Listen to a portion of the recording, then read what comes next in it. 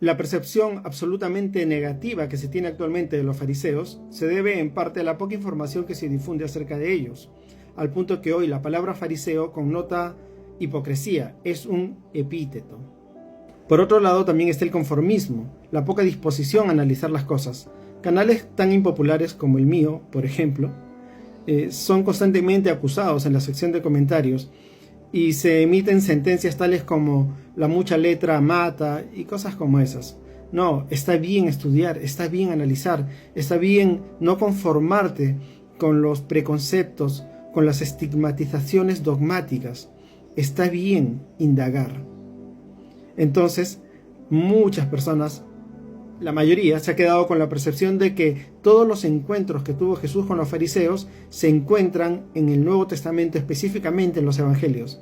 Pues no, si se encuentran registrados aquellos, son precisamente porque implicaron discrepancias, enfrentamientos. Pero a lo largo de todos los años, no solamente ministeriales, como se les suele llamar, de Jesús, por supuesto que él ha coexistido, convivido, conversado, compartido con los fariseos. En tercer lugar están las películas típicas de Semana Santa y con mucho más énfasis recientemente el impacto de la pasión de Cristo en el mundo cristiano. Y también existen las posturas radicales como la que puede ver en el siguiente extracto. No camines más de 300 metros, no escupas en tierra, no uses tijeras, no cargues cosas. Estas y más de 500 prohibiciones tenían los fariseos sobre el Shabbat, y en este video voy a contarte por qué Jesús se convirtió en una amenaza para esta poderosa secta religiosa. Es importante entender el contexto histórico en que suceden estas cosas y quiero compartirle un poco de eso. Mire, en el año 100 antes de la era cristiana surgieron dos grandes eminencias para el pueblo judío. Esto no es parte de algún mito del acervo cultural judío, esto es parte de la historia, del proceso histórico judío y del judaísmo.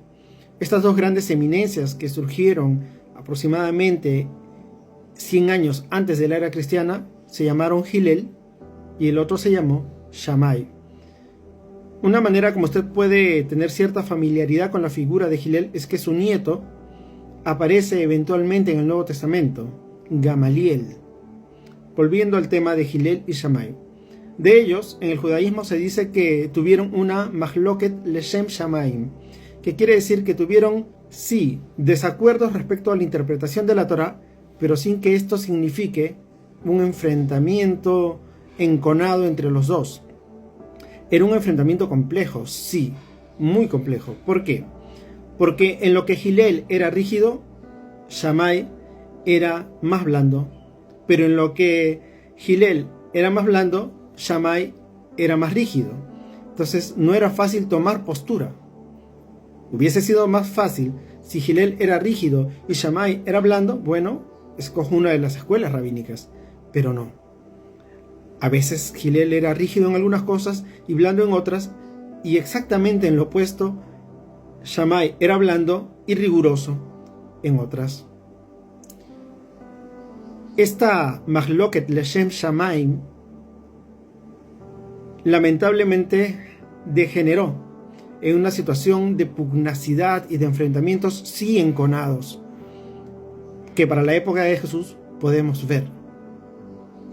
Entonces había una multiplicidad de escuelas rabínicas y algunas de esas muchas eran partidarias de Hillel, pero aún así entre todas ellas no estaban de acuerdo. Y algunas otras eran partidarias de Shammai, pero aún así tampoco estaban de acuerdo completamente entre sí. Y a esa etapa en el judaísmo se le conoce como Mahloket Shelo Leshem Shamaim. Lo que quiere decir es que esta disputa sí es agresiva y no es para el bien. En el judaísmo se atribuye la destrucción del templo a lo que denominan el odio gratuito entre hermanos. Sí, estaban muy divididos. Claro, al leer los evangelios parece que todos están contra Jesús de Nazaret.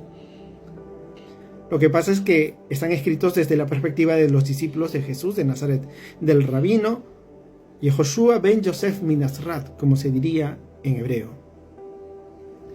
Pero cualquier discípulo de otro rabino contemporáneo a él, por ejemplo Shimon Bar Yochai, si hubiese escrito acerca específicamente de su rabino, también al que lea ese escrito le parecería que todos están en contra del rabino Shimon Bar Yochai, y así con cualquier otro de los muchos rabinos de aquella época. Y aquí hay algo muy interesante. Debido a estas discrepancias acerca de cuál de las dos grandes corrientes voy a seguir, la de Hillel, pero cuál de todas las de Hillel, o la de Shammai, pero cuál de todas las de Shammai, surgió la expectativa de que Mashiach, el Mesías, cuando venga, él va a definir qué y de cuál de las dos corrientes es lo correcto. Es decir, cuando apruebe algo de lo que dice Hillel, entonces estará reprobando algo de lo que dijo Shammai, y viceversa.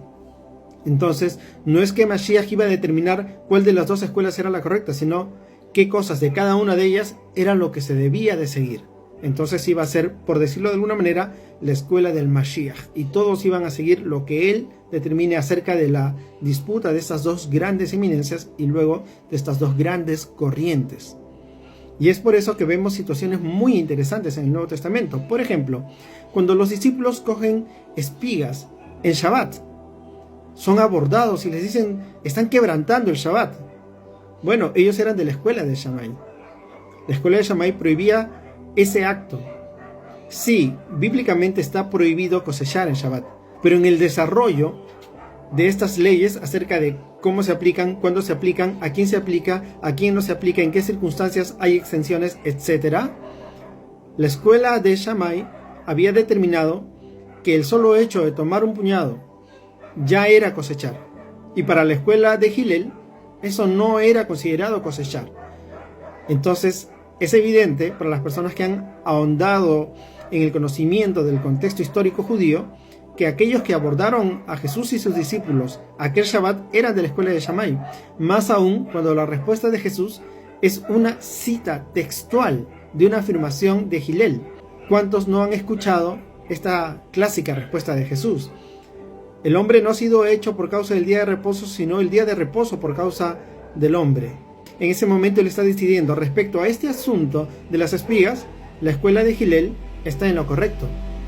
Sin embargo, cuando lo abordan respecto de si es lícito o no dar la llamada y mal traducida carta de repudio, la respuesta de Jesús es de acuerdo a la postura de Shammai. Shammai era mucho más blando al respecto de lo que Hillel en ese punto específicamente.